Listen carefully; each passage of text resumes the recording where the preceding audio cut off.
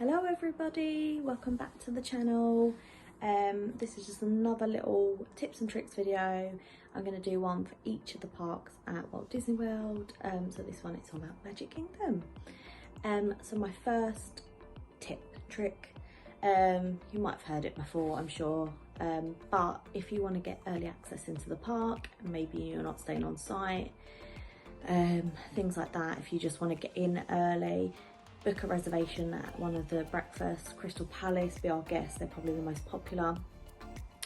Crystal Palace is obviously character breakfast as well, so that's quite a nice experience, but it'll get you into the park early enough that obviously you can't get on rides or anything because it won't be open, but you can go up to the castle, take some wonderful pictures, have a little stroll around Main Street, get those Instagram photos, all that kind of stuff.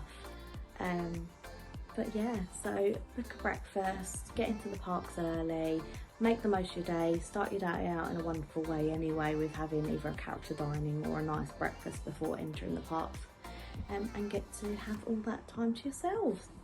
My second tip is more of a, not a doing but a relaxing, like just take it all in. You're in a magical place, maybe you've been 100 times, maybe it's your first time.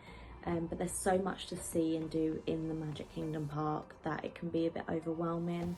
I love walking through Main Street, looking at all the windows, seeing the Imagineers names and their part on it.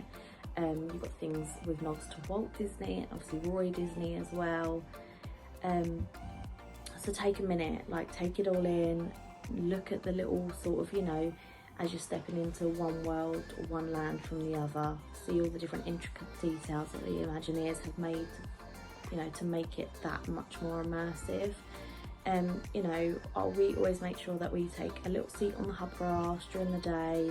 We've gone and got our Starbucks or our Casey's hot dog and we are just chilling on the grass, watching, you know, people go by, looking at the castle, listening to the piano man play his music, smelling the pretzels and the popcorn and just taking it all in. Like, it is one of those holidays you need to make the most of it, you know, by doing everything that you can but also taking everything in.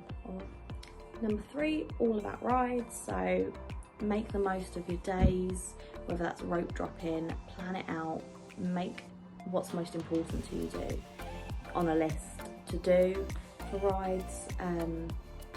The best times is when the parades and the fireworks are on, of course. So if you've seen the parades or the nighttime spectaculars, or you're more focused on the rides rather than those sort of things going on, definitely the shortest time to get on the queues. And especially at night when now all the fireworks are on, if the park is still open an hour or so after the fireworks, a lot of people will just be heading home because they've been there all day, they're tired, they've had an emotional experience watching fireworks.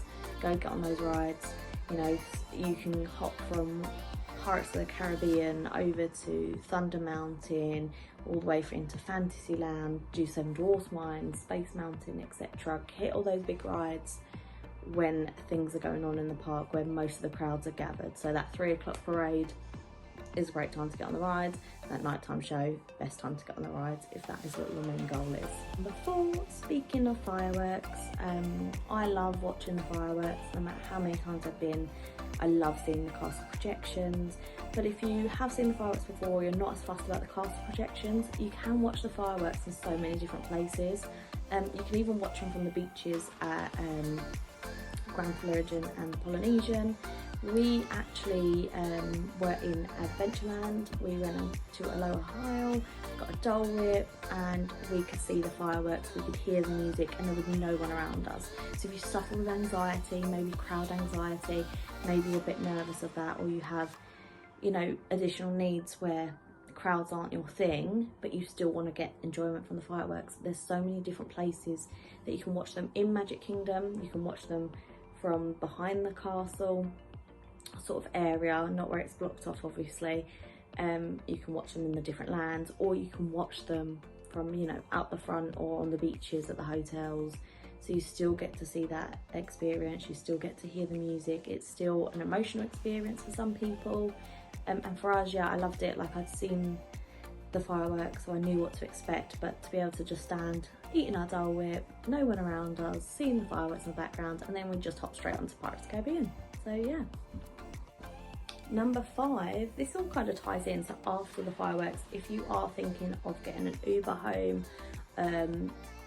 and obviously there is thousands of people trying to get out of the park, thousands of people trying to get on transportation, Ubers, Lyft, whatever. The Contemporary is like a 5-10 minute walk from Magic Kingdom Park, and even though your feet are probably aching by this point, probably screaming at you to stop and stop walking, if you just take that 5-10 minute walk, you're going to be able to get Ubers, Lyfts, minivans that much quicker, that much easier, especially at the end of the night, instead of having to wait for ages.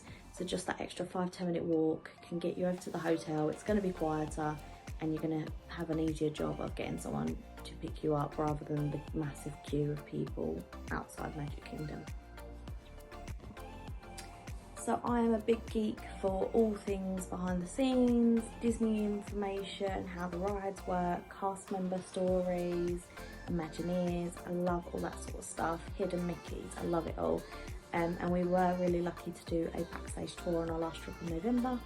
So we learnt loads of really cool things. One of the things that I found interesting, which might interest other people, so my little fun fact for this video, is the 3 hitchhiking ghosts who attached to your Omnimover at the end, the ones in the photo looking at you.